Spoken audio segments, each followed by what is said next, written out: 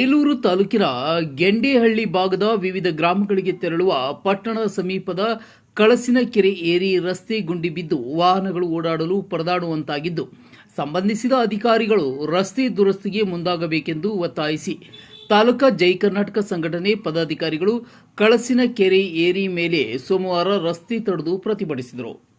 ಜೈ ಕರ್ನಾಟಕ ಸಂಘಟನೆಯ ಜಿಲ್ಲಾಧ್ಯಕ್ಷ ಎಂಕೆಆರ್ ಸೋಮೇಶ್ ಮಾತನಾಡಿ, ವಿಶ್ವವಿಖ್ಯಾತ ಪ್ರವಾಸಿ ತಾಣ ಬೇಲೂರು ದೇಗುಲ ನೋಡಿ ದವರು ಕಳಸ, ಹೊರನಾಡು, ಶೃಂಗೇರಿ ಹಾಗೂ ಇತರೆ ಭಾಗಗಳಿಗೆ ಪಟ್ಟಣದಿಂದ ಅಂಬೇಡ್ಕರ್ ವೃತ್ತದ ಮೂಲಕ ಕಳಸಿನಕೆರೆ ಏರಿ ಮೇಲೆ ತೆರಳಬೇಕು. ಆದರೆ ಕಳಸಿನಕೆರೆ ಏರಿ ರಸ್ತೆ ಸಂಪೂರ್ಣ ಗುಂಡಿ ಬಿದ್ದು ಹಾಳಾಗಿದ್ದರೂ ಇನ್ನೂ ಏಕೆ ಅಧಿಕಾರಿಗಳು ಕ್ರಮ ಕೈಗೊಳ್ಳುತ್ತಿಲ್ಲ? ಮಳೆ ಬಂದರಂತೂ ಗುಂಡಿ ಯಾವುದು, ರಸ್ತೆ ಯಾವುದು ಎಂದು ತಿಳಿಯದಂತಾಗಿದೆ. ಕಲ್ಲುಗಳು ಮೇಲೆದ್ದು ಗುಂಡಿಗಳಿಂದ ಧೂಳು ಏಳುತ್ತಿದ್ದು ಓಡಾಡುವವರಿಗೆ ಸಮಸ್ಯೆಯಾಗುತ್ತಿದೆ. ಹೀಗಾಗಿ ಸಂಬಂಧಿಸಿದ ಅಧಿಕಾರಿಗಳು ಎಚ್ಚೆತ್ತು ರಸ್ತೆ ದುರಸ್ತಿಗೆ ಮುಂದಾಗಬೇಕೆಂದು ಒತ್ತಾಯಿಸಿದರು. ಜೈ ಕರ್ನಾಟಕ ಸಂಘಟನೆ ತಾಲೂಕಾಧ್ಯಕ್ಷ ಎಸ್ಎಂ ರಾಜು ಮಾತನಾಡಿ, ಮೂಡಿಗೆರೆ ಗೆಂಡೇಹಳ್ಳಿಗೆ ತೆರಳುವ ಕಳಸಿನಕೆರೆ ಏರಿ ಮೇಲಿನ ರಸ್ತೆ ಹೆಜ್ಜೆ ಹೆಜ್ಜೆಗೂ ಗುಂಡಿ ಬಿದ್ದಿದೆ. ಇದರಿಂದ ವಾಹನಗಳು ಓಡಾಡದಂಥ ಪರಿಸ್ಥಿತಿ ನಿರ್ಮಾಣವಾಗಿದೆ. ರಸ್ತೆಯಲ್ಲಿ ಬೈಕ್ ಸವಾರರು ಬಿದ್ದು ಗಾಯಗೊಂಡಿರುವ ಘಟನೆಗಳು ಸಾಕಷ್ಟು ನಡೆದಿವೆ. ಈ ರಸ್ತೆ ಅಭಿವೃದ್ಧಿಗೆ ಈಗಾಗಲೇ ಶಾಸಕರು ಅನುದಾನ ತಂದು ಟೆಂಡರ್ ಪ್ರಕ್ರಿಯೆ ಮುಗಿಸಿದ್ದರೂ ಅಧಿಕಾರಿಗಳ ಮತ್ತು ಗುತ್ತಿಗೆದಾರನ ನಿರ್ಲಕ್ಷ್ಯದಿಂದ ಕೆಲಸವಾಗುತ್ತಿಲ್ಲ. ತಕ್ಷಣವೇ ರಸ್ತೆ ನಿರ್ಮಿಸಲು ಅಧಿಕಾರಿಗಳು, ಗುತ್ತಿಗೆದಾರರು ಮುಂದಾಗಬೇಕು.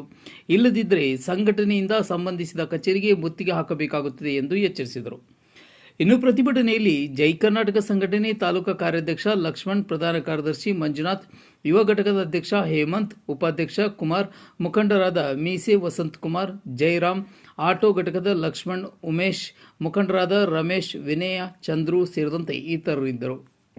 ಆಗ್ಬೋದು ಪ್ರವಾಸ ತಾಣಗಳಿಗೆ ವಿದೇಶಗಳಿಂದ ಇಲ್ಲಿ ಪ್ರವಾಸಿಗರು ಬರ್ತಾ ಇದ್ದಾರೆ. ಆದರೂ ಸಮೇತ ಅಧಿಕಾರಿಗಳಾಗ್ಬೋದು, ಇಲ್ಲಿನ ಪ್ರಜಾಪ್ರಭುತ್ವ ಹೊಂದಿರೋ ಅಧಿಕಾರಿಗಳಾಗ್ಬೋದು ಯಾವುದೇ ರೀತಿ ಗಮನ ಹರಿಸ್ತಾ ಇಲ್ಲ. ಯಾಕೆಂದ್ರೆ ಇಲ್ಲಿ ಪ್ರತಿನಿತ್ಯ ಸಂಜೆ ಆಗ್ಬೋದು, ಬೆಳಗ್ಗೆ ಆಗ್ಬೋದು, ಮಕ್ಕಳುಗಳು ಬೈಕಲ್ಲಿ ಹೋಗೋದಿಗೆ ಬಿದ್ದು ತುಂಬಾ ಪೆಟ್ಟಾಗಿದೆ. ತುಂಬಾ ಕೈಕಾಲು ಮುರ್ಕೊಂಡಿದ್ದಾರೆ. ಬಿಕ್ಕೋಡ್ ರಸ್ತೆ ಮತ್ತು ಗೆಂಡೇಹಳ್ಳಿ ರಸ್ತೆ ಸಂಪೂರ್ಣ ಹದಗೆಟ್ಟಿರುತ್ತೆ.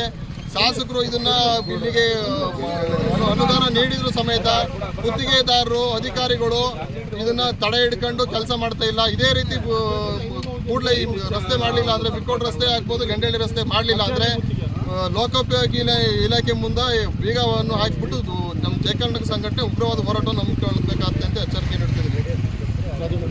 ಬಂಧುಗಳೇ, ಇವತ್ತಿನ ದಿನ ಈ ಒಂದು ನಮ್ಮ ಸಂಘಟನೆಯಿಂದ, ಜೈ ಕರ್ನಾಟಕ ಸಂಘಟನೆಯಿಂದ ಒಂದು ಪ್ರತಿಭಟನೆಯನ್ನು ಹಮ್ಮಿಕೊಂಡಿದ್ದೀವಿ.